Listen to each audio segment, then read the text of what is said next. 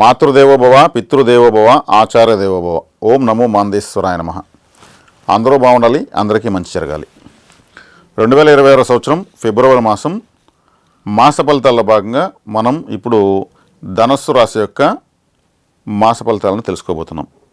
ఈ రాశి గురించి ఈ మాసం ఎలా ఉంటుందో తెలుసుకునే ముందు ఈ రాశి యొక్క ప్రత్యేకమైన విషయాలు కొన్ని మనం చెప్పుకోవడం ఆనవాయితీగా వస్తుంది. కాబట్టి ఈ ధనుసు రాశి యొక్క ప్రత్యేకతలు ఈ మాసం ఏంటంటే, ధనస్సు అంటే అసలు ధనుసు రాశి ఎలా ఉంటుంది?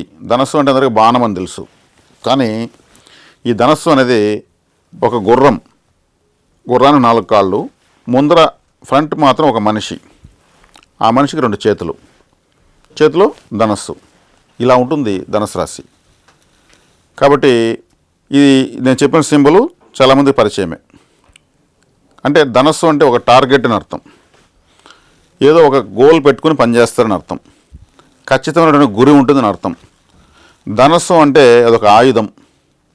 ఇది వీరత్వాన్ని, ప్రపంచాన్ని కాపాడడం కోసం మహావీరులంతా కూడా ఈ ధనస్సును ఎత్తుకున్నారు. శ్రీరాముడు, అర్జునుడు, భీష్ముడు, గొప్ప గొప్ప వీరులు, ద్రోణాచార్యుడు, కర్ణుడు లాంటి వాళ్ళంతా కూడా ఈ ధనస్సును ఎత్తుకున్నారు. మరి వాళ్ళకి ఆ ధనస్సు ఎవరు ఇచ్చారు?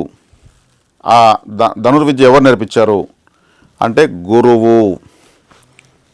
అర్జునుడికి ద్రోణాచార్యుడికి పరశురాముడు, భీష్ముడికి పరశురాముడు, కర్ణుడికి పరశురాముడు.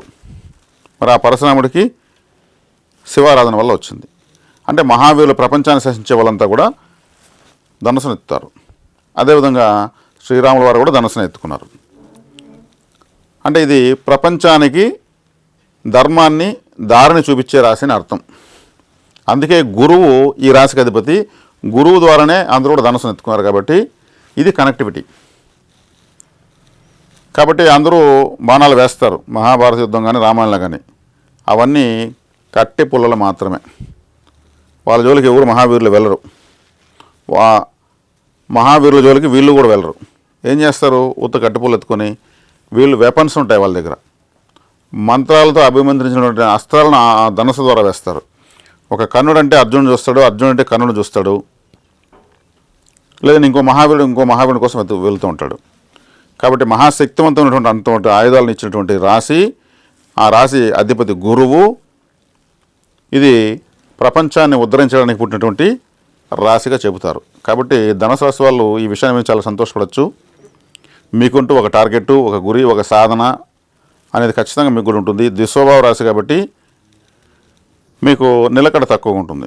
ఇప్పుడు టార్గెట్ ఉంటుంది కదా, కన్ఫ్యూజ్ అవుతూ ఉంటారు. అదేవిధంగా ఈ మాసం ఇక మాస ఫలితాలకు వెళ్తే, మీ రాశిని రాశ్యాధిపతి గురువే చూస్తున్నాడు. చాలా చక్కగా ఉంది. రాశ్యాధిపతి చూడడం వల్ల ఒక చిన్న మైనస్ ఏంటి అంటే మొహమాటం అనేటువంటి విషయం మీకు ఉంటుంది. గురువు అంటే అన్నీ తెలిసిన వాడిని అర్థం, సంపూర్ణత కలిగిన వాడని అర్థం. కాస్త మీరు గురువు అంటే తగ్గి ఆలోచించడు, తగ్గి అనేది చేయడు. కాబట్టి మీకు ఈ మొహమాటాన్ని వీడడం చాలా చాలా మంచిది. అదేవిధంగా ద్వితీయ స్థానంలో 4 గ్రహాలు ఉన్నాయి. కుజుడు, బుధుడు, రవి, శుక్రుడు, 5 గ్రహాలు ద్వితీయ స్థానం చూడడము మీ కుటుంబంలో శుభకార్యాలు జరగడానికి, మీ కొత్త ఆదాయాలు రావడానికి, మీ బ్యాంక్ బ్యాలెన్స్ పెరగడానికి, ఏదైనా సువర్ణ ఆభరణాలు కొనడానికి మంచి సమయంగా చెప్పచ్చు.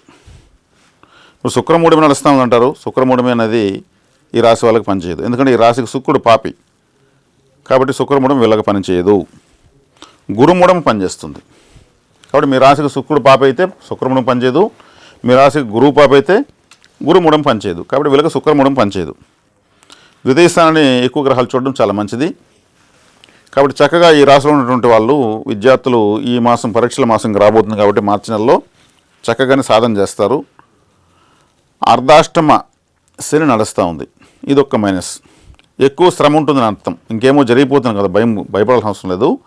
అర్ధాష్టమ శని ఉందంటే మీరు ఎక్కువగా శ్రమ పడవలసి వస్తుంది అని అర్థం. శనేశ్వరుడు ఎక్కడుంటే అక్కడ శ్రమ ఉంటుంది, కుజుడు ఎక్కడుంటే అక్కడ పోరాటం ఉంటుంది, గురువు ఎక్కడుంటే అక్కడ మీ యొక్క క్యారెక్టర్ ఉంటుంది, శనేశ్వరుడు మన చంద్రుడు ఎక్కడుంటే అక్కడ మీ యొక్క మనసు ఉంటుంది, బుధుడు ఎక్కడుంటే అక్కడ మీ యొక్క క్యాలిక్యులేషన్ ఉంటుంది.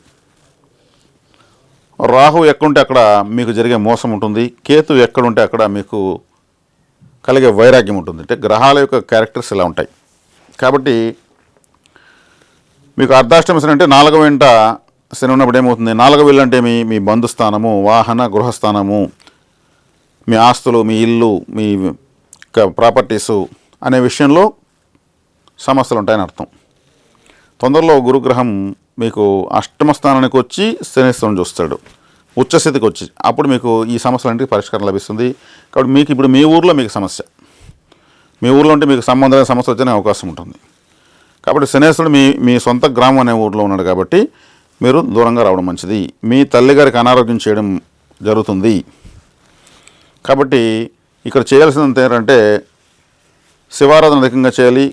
వీధి కుక్కలకు ఫుడ్ పెట్టచ్చు.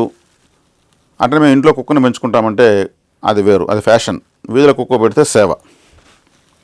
అలా చేయడం చాలా మంచిది. 3వ ఇంట రాహు మీకు బలంగానే ఉన్నాడు. షార్ట్కట్ మెథడ్స్ బాగా లభిస్తాయి. కాబట్టి ద్వితీయంలో 4 గ్రహాలు ఉండడము అది మంచి శుభపరిణామమే.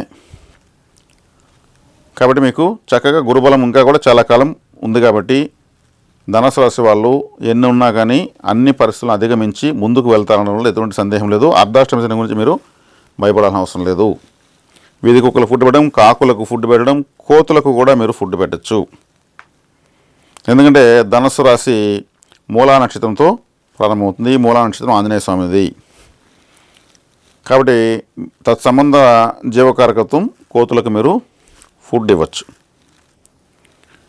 కాబట్టి ధనుసు రాశి వాళ్ళకి ఈ మాసం చక్కగా విందు వినోదాలు బాగుంటాయి. స్త్రీలకు బాగుంటుంది, పురుషులకు అన్ని వర్గాల వాళ్ళకి. ఎందుకంటే రాశాధిపతి చూడడం చాలా అద్భుతమైనటువంటి శుభ పరిణామం.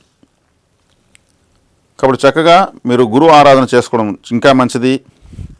గురువు యొక్క రాశే కాబట్టి మీరు ఎవరన్నా మీ టీచర్స్ ఎవరన్నా రిటైర్డ్ అయ్యి వయసు అయ్యి సరిగ్గా చూపు కనిపించకుండా, చెవులు వినిపించకుండా లైవ్లో ఉంటే మీరు వెళ్ళి వాళ్ళకి గుర్తు చేసి నేను సోయర్ మీ స్టూడెంట్ని అని చెప్పి వాళ్ళకి ఏదన్నా చెప్పులు వాళ్ళ పాదాలకు వేసి, శనేశ్వరుని 4వ ఇంట్లో శనేశ్వరుని చెప్పులు, వాళ్ళకి ఏదన్నా ఇష్టమైన పదార్థం తినిపించి ఒక ఫోటో పట్టుకోరండి.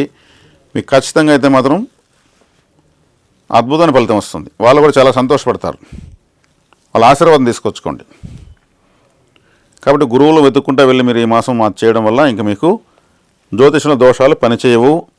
చక్కగా ఈ పరిహారాన్ని చేసుకుని శుభ ఫలితాన్ని పొందుతారని ఆశిస్తున్నాను. శుభం.